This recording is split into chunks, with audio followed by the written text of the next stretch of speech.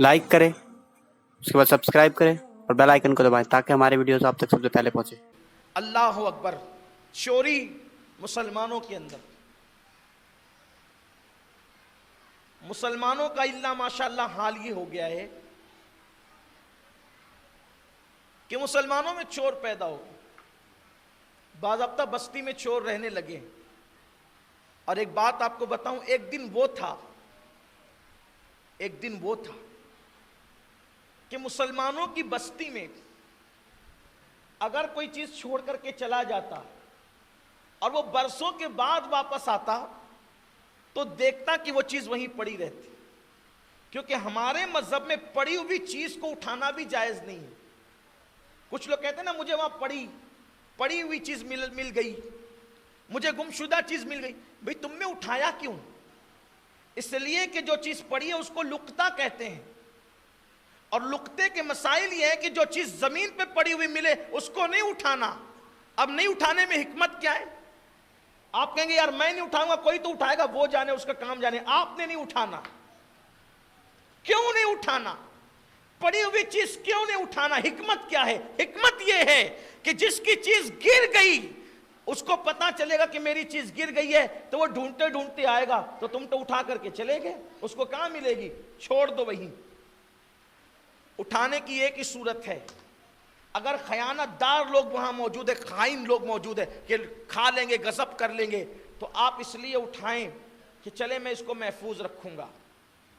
लेकिन फिर अब आपकी जिम्मेदारी होगी, बहुत जंजीरों में आप जकड़ गए, अब उस चीज को आप पूरे मुल्क में उसकी तशहीर कर सकते हैं। तो भाई ये चीज मुझे मिली है, जिसकी वो निशानी बता के ले जाएं। और अगर आप उसको मस्जिद में देना चाहें तो नहीं दे सकते, मदरसे में देना चाहे तो नहीं दे सकते, किसी गरीब पे सदका करना चाहे तो नहीं कर सकते।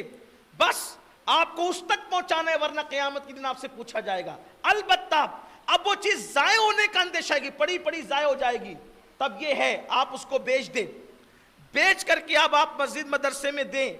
लेकिन फिर वो ढूंढते ढूंढते आपके पास आ गया कि भाई मेरी चीज तो मुझे दे। आप कहे मैंने मस्जिद में दे दिया, कहा नहीं मैं तो तुझसे लूंगा। आप पे फर्ज है, आप उसको तावान भरेंगे। क्यों उठाया था आपने? यह है पड़ी हुई चीज का। आका अलैहिस्सलाम ने फरमाया गुनाह कभी पुराना नहीं होती, नेकी कभी पुरानी नहीं होती, वह ज़ंब ला युनसा, गुनाह कभी भुलाया नहीं जाता,